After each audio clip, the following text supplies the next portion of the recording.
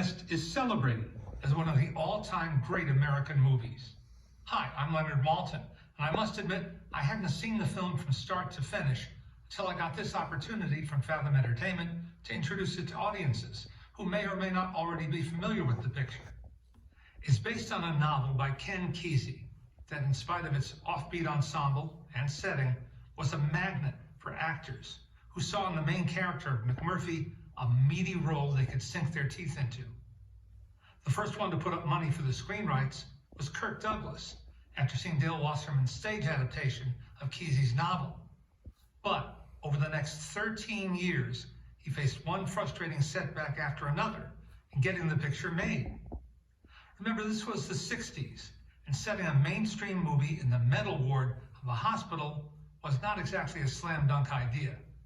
Various directors and screenwriters were connected to the project during that time, but ultimately it was Kirk's son, Michael, who obtained the rights and decided on Czech refugee Miloš Forman to direct.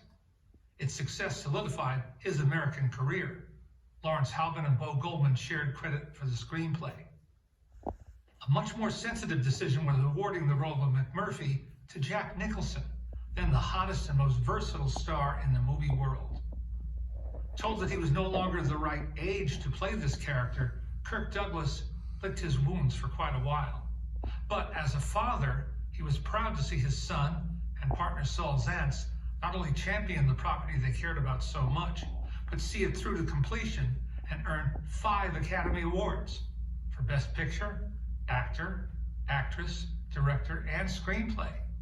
The first film to sweep all those leading categories since Frank Capra's It Happened One Night from 1934. The movie not only gave Jack Nicholson one of the greatest roles he ever played, it introduced us to a handful of character actors who would go on to enjoy great success in their own right. Danny DeVito, who had bonded with Michael Douglas when they were both starting out. Christopher Lloyd, who later co-starred in the TV series Taxi and the Back to the Future trilogy as the mad scientist Doc Brown. Vincent Schiavelli, whose unique look made him a fixture in supporting casts of many films to come. Will Sampson, who came to embody the modern Native American. Brad Dourif, who earned an Oscar nomination for his moving performance as Billy Bibbit.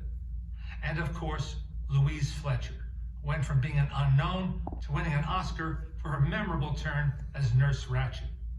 She was so good, she found it difficult to land other parts because people permanently associated her with this quietly cruel character.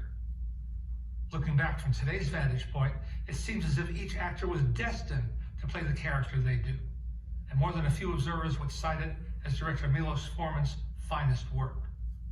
But as usual, there were many moving parts that had to synchronize perfectly to create the film as we see it. Like many pictures, this one was truly the result of serendipity.